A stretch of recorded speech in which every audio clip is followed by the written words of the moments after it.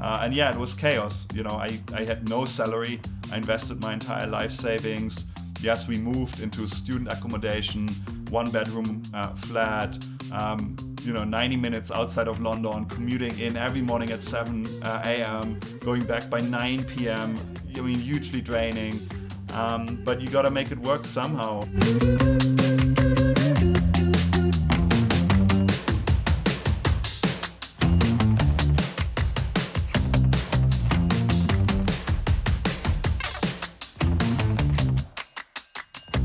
Today's guest has not only built a hyper-successful business, he created a brand new industry.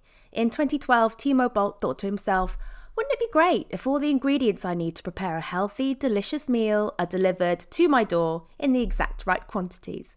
Turns out that hundreds of thousands of people thought that was a fantastic idea too, and Gousto is now worth nearly $2 billion and delivers 250,000 kits each month.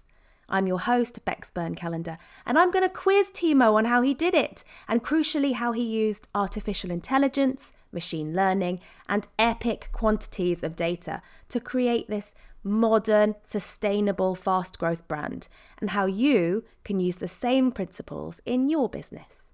Hi, Timo, welcome to the show. Hi, Bex. Thank you so much for having me.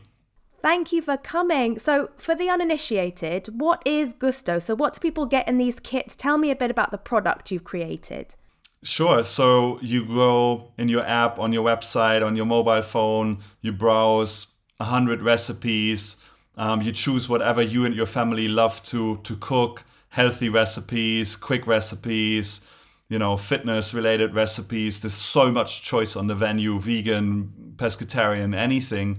And we deliver all the ingredients and exact portions to your door. And so you still cook, but we make your life a lot easier, healthier, more convenient. And you can focus on what's fun, the togetherness, the eating. It's fresh from the farm, so high quality produce. And 87% of people in this country cook almost every single day. And so 1 billion meals are eaten every single week. Lunch, dinner times 67 million people, very basic math. And our share of stomach today is 2%, 3%. And so we are still on day zero or day one. This is the very beginning of a long journey. I love that, the share of stomach. I hadn't heard that before, but I suppose it's true. You're kind of vying with the supermarket shop and, delivery services for like takeaways and the home cooked meal. But what's been driving take up? So what is it that people are looking for when they sign up for Gousto? Is it all about convenience? I see that you're take sustainability very seriously. Is that another reason why people sign up? Tell me, what are the catalysts? Yeah, so look, I founded Gousto in 2012 with a vision of being the most loved way to eat dinner. And so big focus on love, on customers, very, very customer-centric company, very product-led.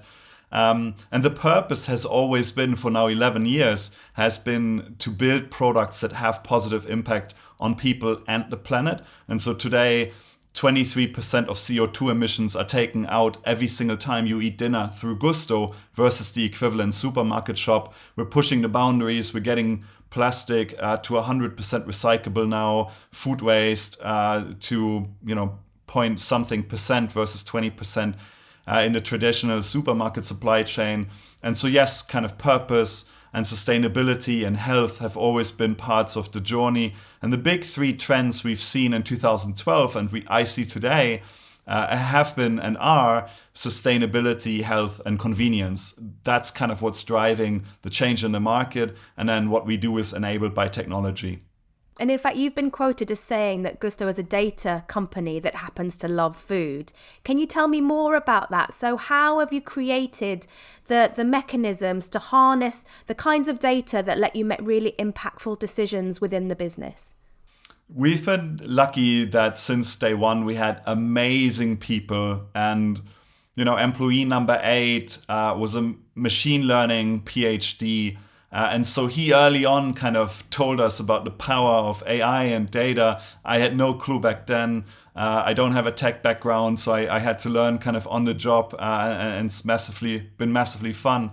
But so early on, kind of we tried to build data into everything we do, from a decision point, from a feedback loop perspective. And early on, we realized if we can make customer satisfaction amazingly high, we create this virtuous circle of great product, customers being super happy, referring more friends, being more loyal, buying more, and us therefore investing more and more into product experience. And to create such virtuous circle, you need a lot of data points to understand, is it the delivery, the price point, the quality of the food, the cooking time, the choice. There's so many components in this business model that you have to master. And the only way to ever do that is through data and really understanding kind of what customers tell you. And how do you get that data? So are you asking customers what they like best? Or is there a way of getting this data without having customers sort of go through a review process or a feedback process? Like, how can you know why they're buying the meal? So one of the early insights was, in 2012, we asked people, what do you want to eat? And just like myself, everyone said healthy salads, high protein, low carb stuff. And then we actually looked at what people are choosing. And they just like myself, they were choosing burgers and sausages and, Italian pasta. And so early on, we had this belief that, yes, you have to ask customers what they want, but equally, it's really, really important to infer from their behavior what they actually buy every single week. And so today, Gusto has developed, I think, 6,000 recipes, and every week, a piece of AI, effectively the personalization engine, is choosing which ones out of these 6,000 recipes go into the 100 slots you see on the menu, and that changes on a weekly basis and takes into account seasonality, weather patterns, obviously cost, how many ingredients per meal, and so on, to optimize the experience at a user by user level. And this sounds incredibly complicated in terms of have you built this system, this AI in-house, or did you buy a system off the shelf and modify it? How did you access that level of granular personalization? So we built it from scratch because there's nothing out there that kind of was available off shelf. Otherwise we would have tested it. And so, we built it slowly, and over time we kind of added more and more and more data into the engine. On day one, maybe we had how people rated the recipes, how many fish and veggie recipes we wanted. So very basic kind of design principles of what makes a great menu. Today, this is way more complex. 200 plus factors are taken into account. Availability in the supply chain, what does Farmer Joe say about the rain forecast, and so on. And so it's become quite complicated over time. What we actually do today is we license that software to other businesses.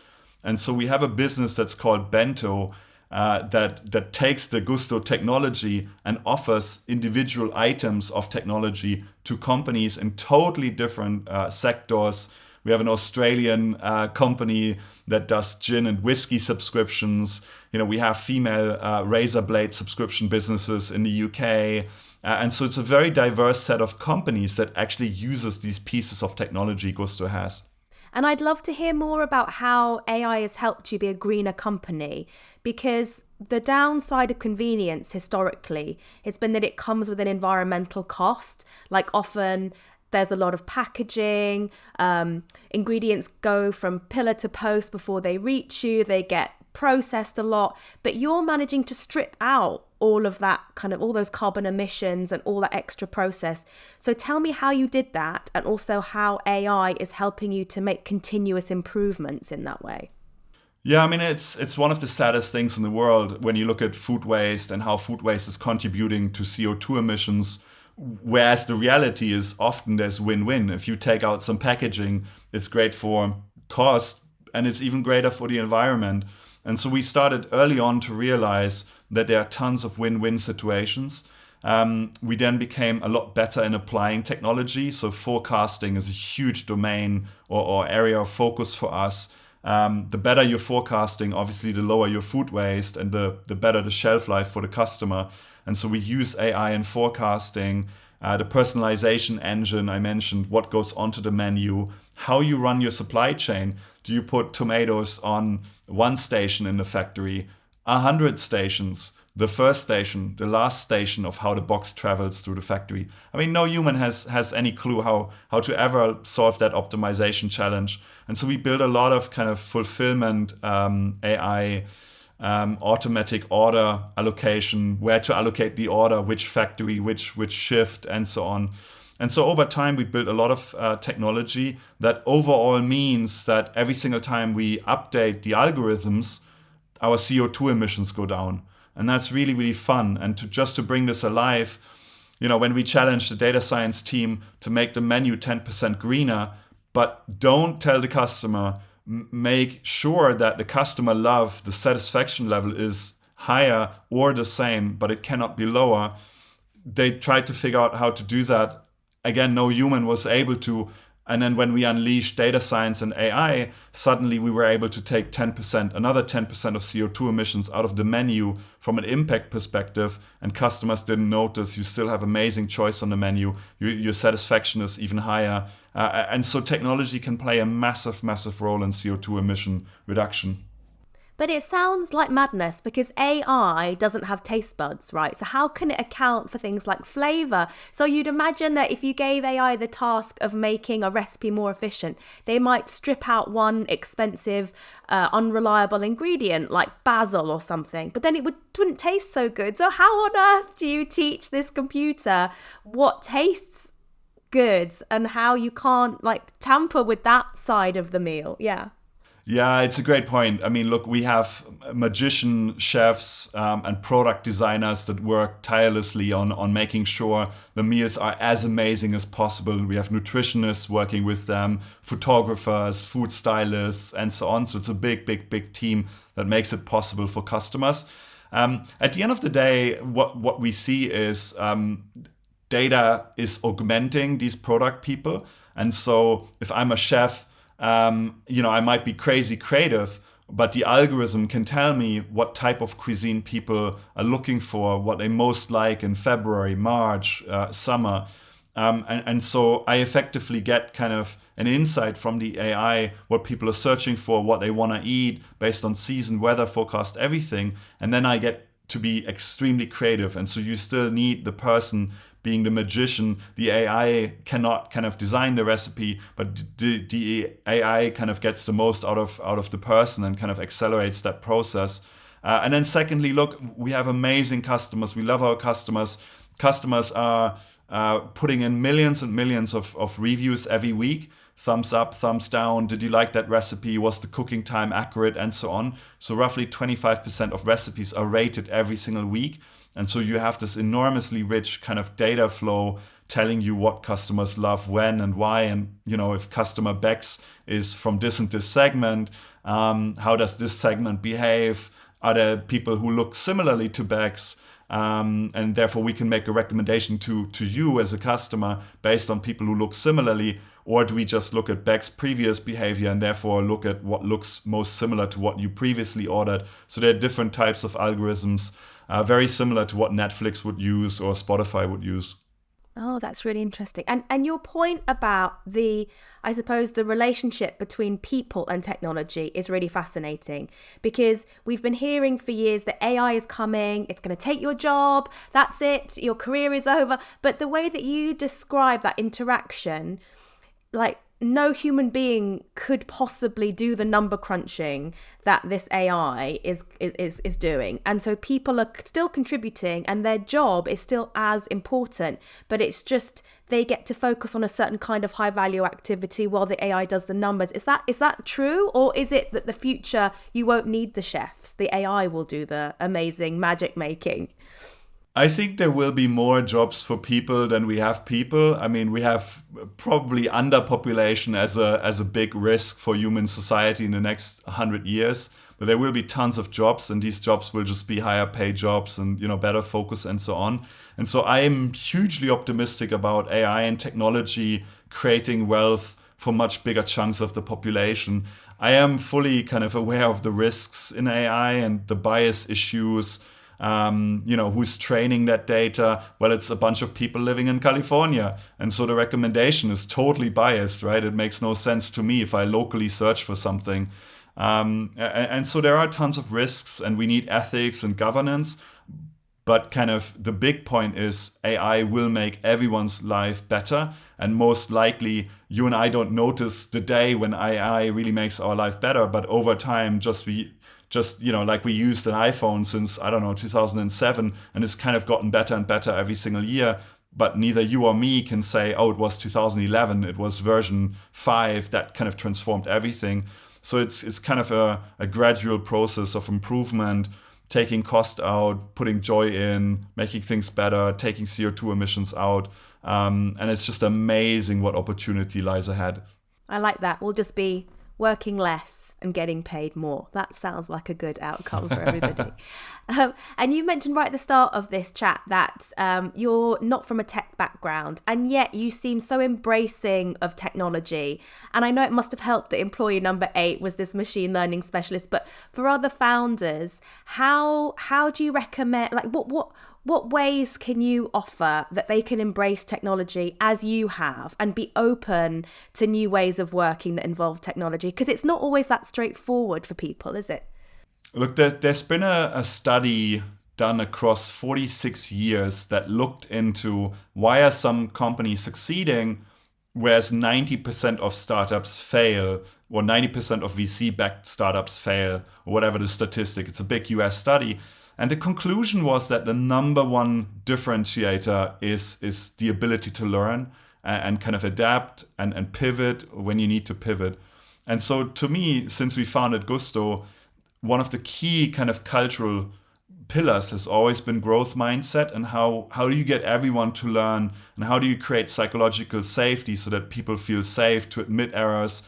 And instead of blaming people, we create this culture where people say like, oh, I messed up XYZ, I reflected on it, and next time I'm committed to making XYZ change. And therefore, it's really beneficial to have errors in the system because nothing ever works perfectly.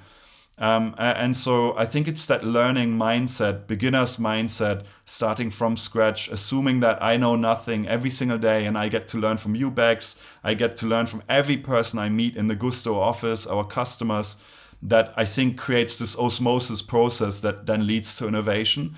And so we hire people who love technology, who are really open-minded, who have growth mindset, and who don't feel threatened by technology every day.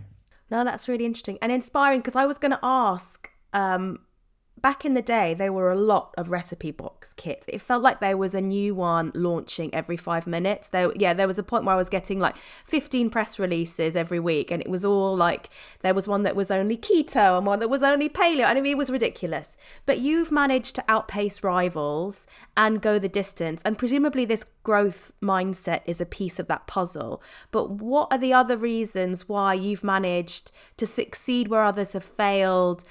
Is it all down to this growth mindset and the tech, or is there other stuff at play? That's very kind. Thank you. Well, I think it's an industry where the barriers to entry are really low. You could start a meal kit company tomorrow, and I'm sure you would have amazing recipe ideas. But the reality is that the barriers to scale are enormous, because we have built 100 million pound factories that are highly, highly automated. And so it's really hard to scale this model up to a decent size. And if you really want to give customers value, I think you have to have a very customer and product-led strategy. And I think a lot of companies that entered this market had a very marketing-led, discount-led, short-term optimization kind of led strategy. And so our philosophy always has been that if our product is better by an order of magnitude across what really matters to you as a customer, value, taste, choice, then we will grow and grow and grow. And so we try to keep us really honest. Are we getting better on quality? Yes, no. What are we doing about it? And can we make it 50% better, not 10% better? And so I think if you have that mindset where every single day you want to deliver customer value and you want to innovate the proposition, why is the lead time 3 days? That makes no sense. Make it 1 day. Well, it's complicated to also have 0% food waste. And so you're going to innovate every single process and build capabilities to tackle these really, really big problems. And, every day somebody in the team says, oh, this is so hard, we cannot do it. But the reality is we are doing it because it is so hard and it creates so much value to the customer. And if we can then pull it off and do the stuff that's hardest, it creates this moat around our business while delivering huge value to the customer. And so I think it's that mindset of customer first, huge value focus. Are we making this better? Yes, no, by an order of magnitude, every single quarter, year, week, whatever. Then I think we will go bigger, bigger, bigger, and double again in the short term. And it's really basic. Business sometimes overcomplicates, but it is only about the value you deliver to customers. And when it comes to winning new customers, because you're right, there was this sort of race to the bottom with price. And I remember seeing all these offers, first box free and second 3 boxes 50% off. And I just remember thinking, how on earth are you going to stay in business? You can't run a business like this. But it must have been that the cost of new customer acquisition was so high that it was almost worth losing money on that initial interaction.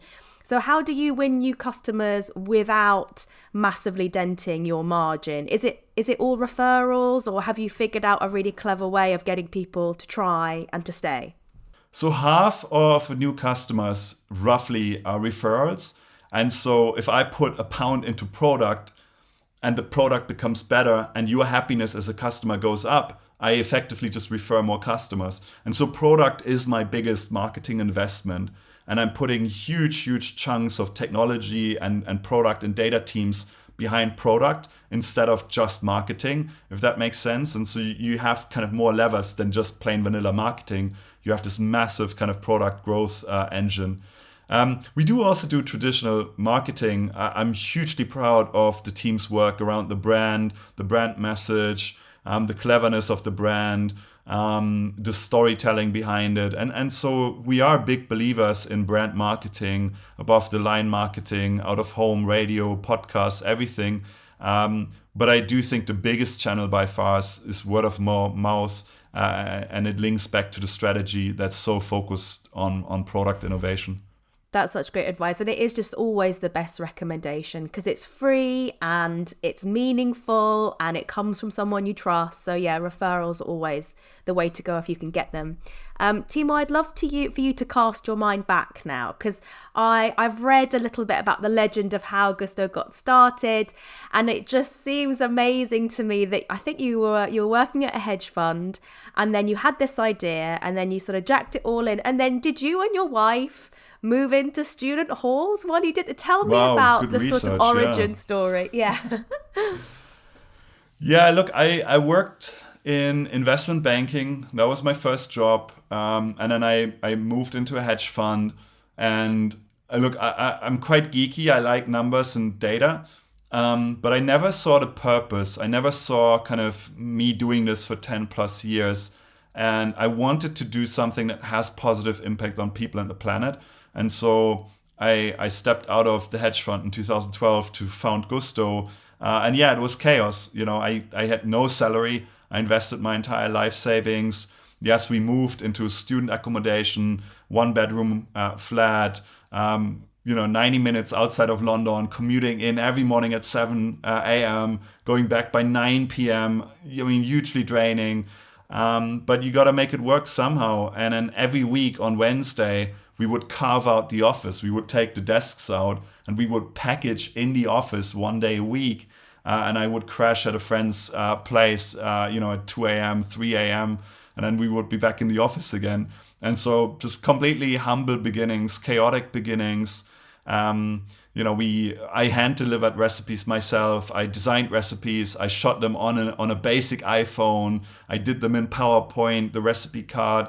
But you got to do what you got to do, and it's enormously fun, and I miss these times. They're enormously fun when you go from 0 to 1 and you have no idea if you ever find product market fit.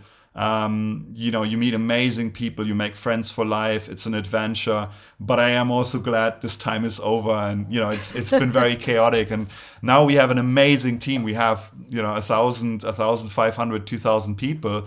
And they are absolutely amazing. And so today has so many different benefits versus what we had in the early days. But yeah, it's been a long journey, and it's been very fun. I'm very grateful to where I am, and it does come down to team.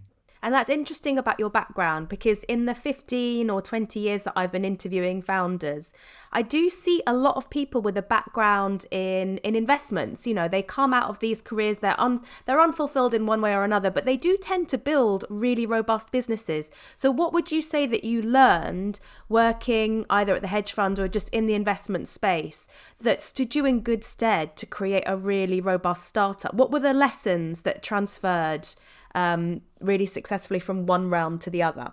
Oh, it's a great question. So Gusto's culture is really focused on dream, deliver, care. And I think the stuff that has prepared me the most is both on the dream side, like thinking really big and not kind of focusing in too much. And then on the deliver side, I think what I learned is I gained this little toolbox of analytical and commercial skills that allow me to focus on impact. If we have finite resource, do we do A or B? Because we can't do both. Otherwise, we're like out of money, we're bust. And so that focus on impact mindset and looking at the data and analyzing the data and making decisions in a back of the envelope way rather than building a huge spreadsheet is a really, really powerful skill set that I learned in the hedge fund and banking times. It's probably that skill set, focus on impact. And I suppose also you have raised an awful lot of money in the history of Gusto. I mean, mind-boggling figures, and I'm going to ask you about that. But being quite rigorous in how that money is spent and being sure that you know how much capital is earmarked for which particular project, because you do see a lot of founders, you know, they get a huge injection of capital, VC capital, and it just kind of gets burned in a ridiculously short time with nothing to show for it. Whereas I suppose because you understand numbers, the value of money, maybe that could be a contributing factor. Potentially. Look, I wish I had raised less money, but I'm very grateful to all the people that have supported us, and I love our shareholders. You know, we have thousands of people now supporting Gusto financially, and I mean, I see this kind of as a core discipline. Where do you need to go 0 to 1? And by that I mean, you know, what is product market fit? And do the unit economics really foreshadow financial success? And I couldn't care less about revenue in this stage. The only thing that matters to me is Bex as a customer, happy, yes, no. You know, and are we then kind of making money on that? And are we building a sustainable, financially sustainable business?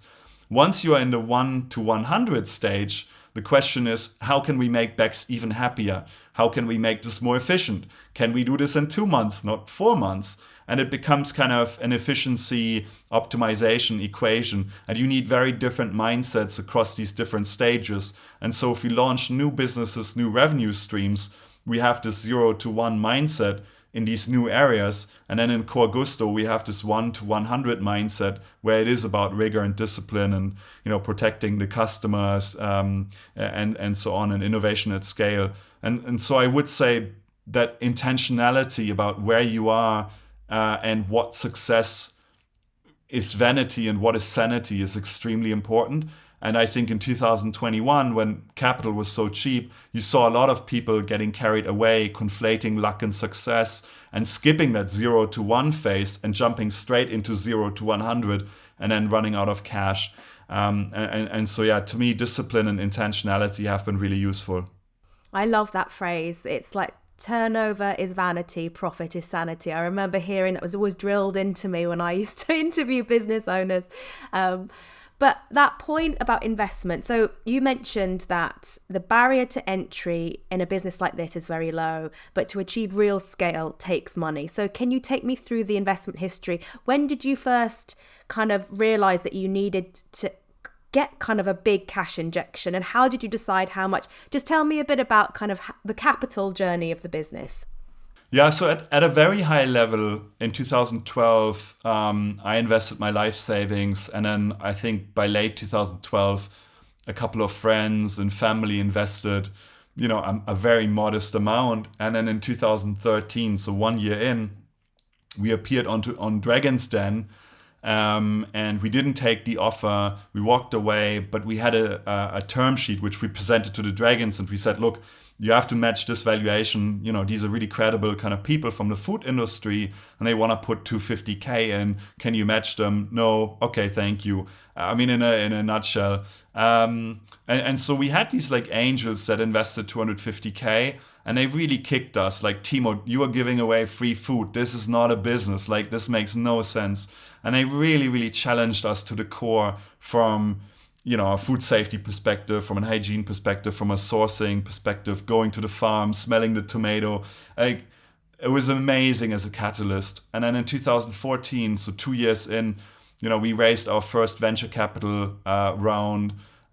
Quickly, we added 2 more venture capital firms. And they helped us mature the board, decision making, take risk where we're supposed to take risk, de-risk where we're supposed to de-risk, and again be intentional about where innovation is important and where you have to de-risk, food standards and so on. And then over time, we've raised a lot of money, hundreds of millions, from much more kind of institutional capital, family offices, private equity, SoftBank, Fidelity, very late stage funds. I think the common denominator of all the people we have on the share register is that they passionately believe in the purpose. They passionately believe in the long term. We're not going to flip this. I'm not going to sell out in the next whatever. I want to, run this for as long as possible. And that needs a certain mindset as a shareholder. There is no IPO in 6 months and you get all your money back. No, we want to run this for the long run. And the only thing that matters is this good for the customer? And if an IPO or a fundraise is good for the customer, we'll do it. But it has to be good through that lens. And so we've been really fortunate. We have amazing shareholders, MMC, Unilever Ventures, and so many of the early stage funds in the UK, BGF Ventures, Canaccord, Pervin. I can't name them all, but I mean, they have been amazing partners, and I am very grateful. And from every single person that came into the Gusto journey, I learned 1 or 3 big things, and they have shaped my thinking.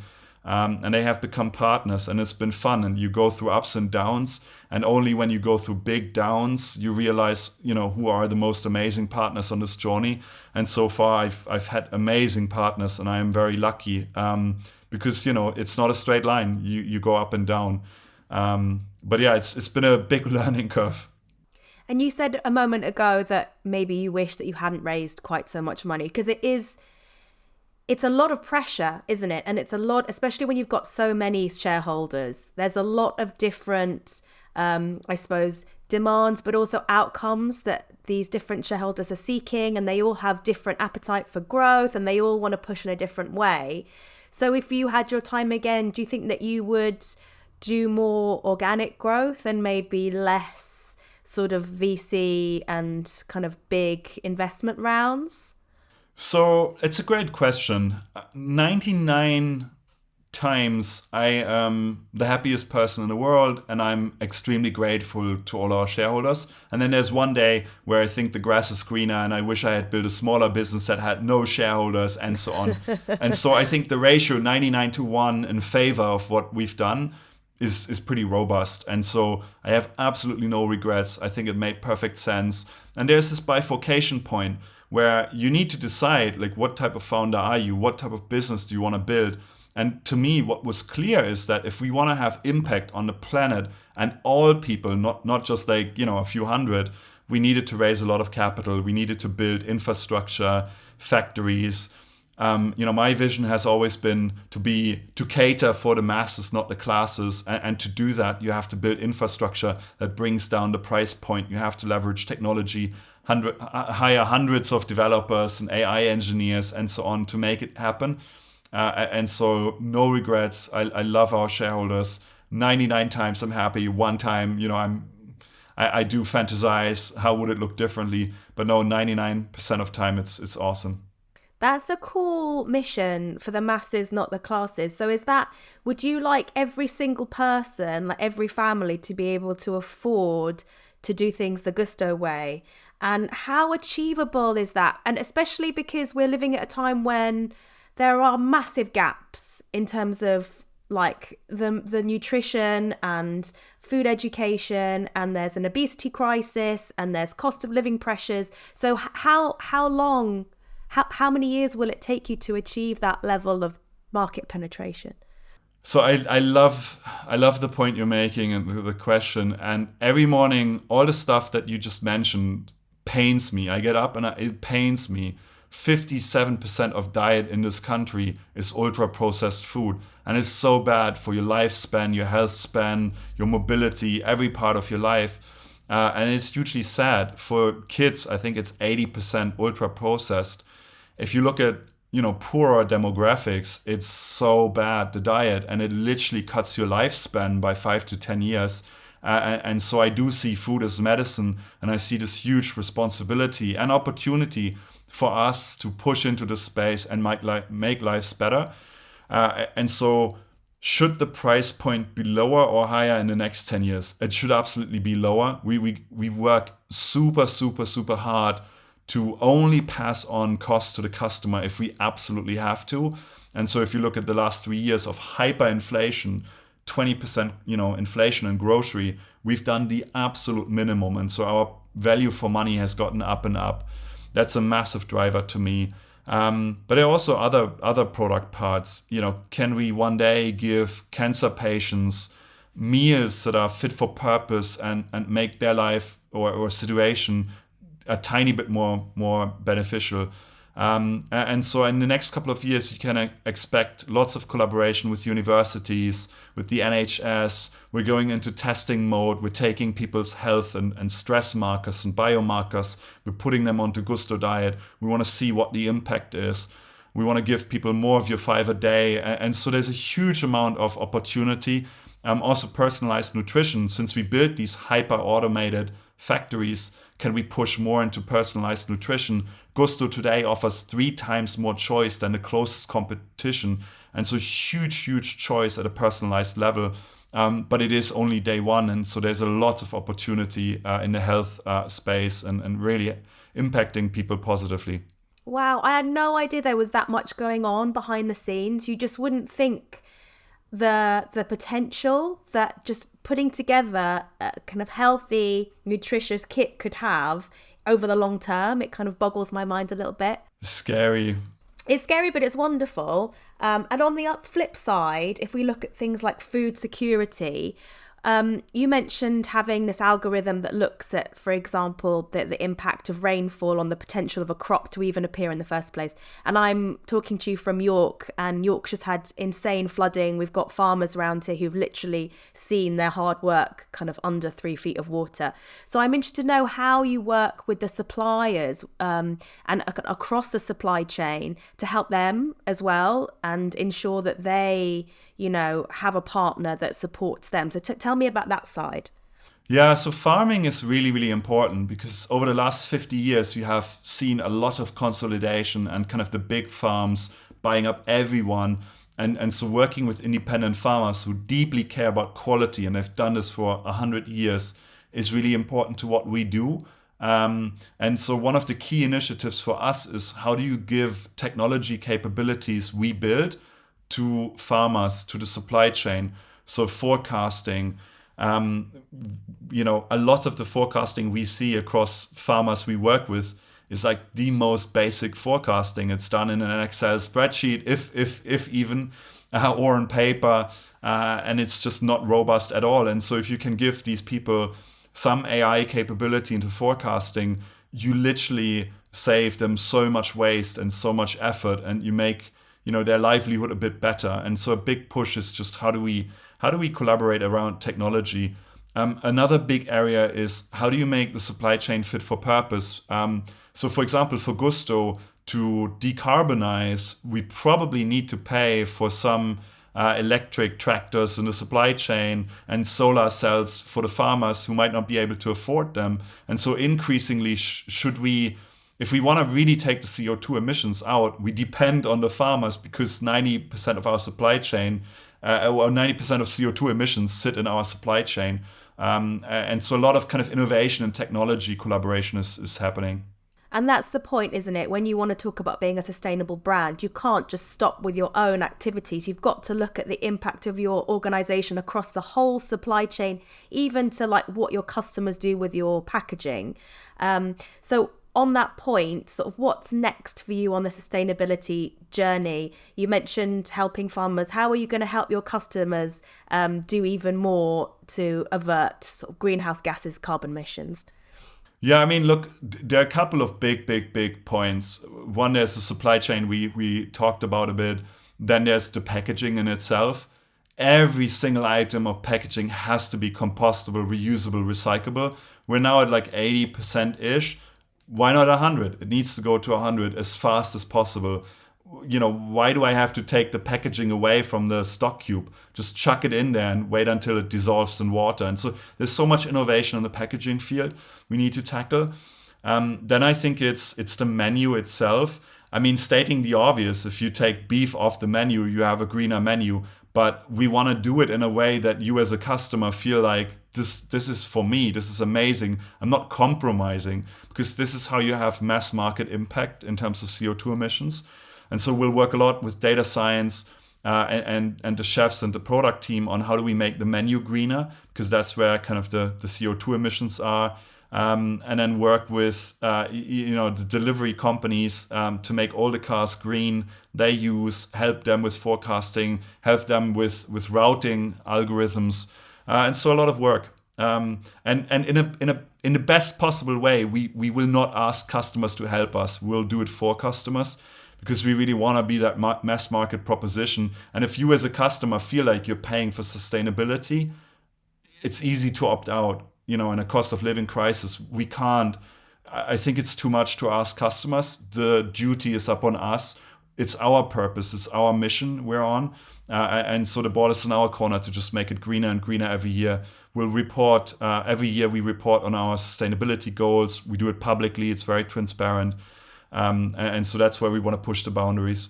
It's so fascinating, isn't it, that food has become such a loaded concept. Like, it used to be food was about pleasure and about, you know, sustaining your own life. And now it's got all these kind of other stuff going. It's all these other considerations, talking about ultra processed food. We're worried about putting on weight. We're worried about the emissions that our food puts into the... It's really hard, isn't it? There's just so much to think about when you're just looking at a plate of food now. Yeah, and it's a great point, and it's deeply personal. If you eat a lot of protein, you probably encourage muscle growth. If somebody who's got cancer eats a lot of protein, the cancer might grow. And so I think the clear insight is, and it's dawning up on us as population, is that food has to be personalized. And today, you and I are ordering the same food and we're eating the same portion, but it actually doesn't make sense. It should be personalized. And so I think the next 10 years will be enormously fun and rewarding. Yes, it's loaded and a lot of information will come, but companies such as Gusto can really have profound impact on customers. And 10 years ago, we didn't really know how we can unlock that. And today we at least have kind of a hinge of how that could play out. And then I just wanted to ask you, because Gusto's had this long life, it's been in business 12 years, and you mentioned earlier that it hasn't been a straight line up, you know, there have been ups and downs. So can you tell me about a massive high point, like something that really sticks in your mind as, wow, you're kind of standing on the summit, you know, at the top of the mountain, great moment.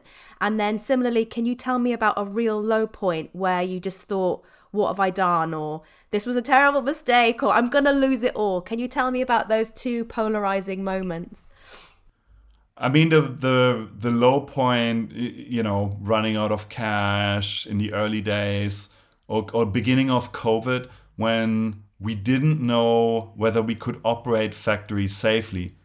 We were a critical part of feeding the vulnerable, the population in the UK, collaborating with the government. But you have to keep your people safe. And in March 2020, no one had a clue how to do that. And so that was one of the lowest points, where we had, you know, calls every single day, a couple of times to understand how to keep people safe while being there for customers when they need us the most. That was on a personal level very, very hard, because you have to ask people to get into dangerous kind of territory, put their lives at risk to a certain extent to keep on delivering. That was one of the hardest moments. I mean, look, in terms of the best moments, it's seeing the impact we have on customers. It's the smiles we get from customers, the positive reviews. People send us letters saying, look, my cancer has improved. I mean, there's no science that kind of creates a direct link, but people are so passionately about what Gusto does in their life. And I think that kind of puts a huge smile on our team's face. Hiring really special people, rewarding really special people. I work with people who joined Gusto as interns 11 years ago. They're now at VP level jobs, and that is kind of the biggest joy, seeing their potential being unlocked. The thing I'm most proud of is all people and culture, and seeing their potential being unlocked and seeing them do amazing stuff for customers and them growing and getting more and more and more income and more benefits. That's really special on a personal level. Oh, I love that. And I think that's probably a great place for us to stop. Let's end on a high note, talking about the great outcomes from Gusto. Thank you so much, Timo, for being on the show. Thanks for having me. Really fun conversation, Bex. Thank you. Thank you to Timo, and thank you so much to you, our listeners, for tuning in. Don't forget to subscribe if you haven't already so you don't miss our next great episode. And check out sage.com/podcast to find out more ways to harness the power of technology to propel your business into the future. See you soon for more sound advice.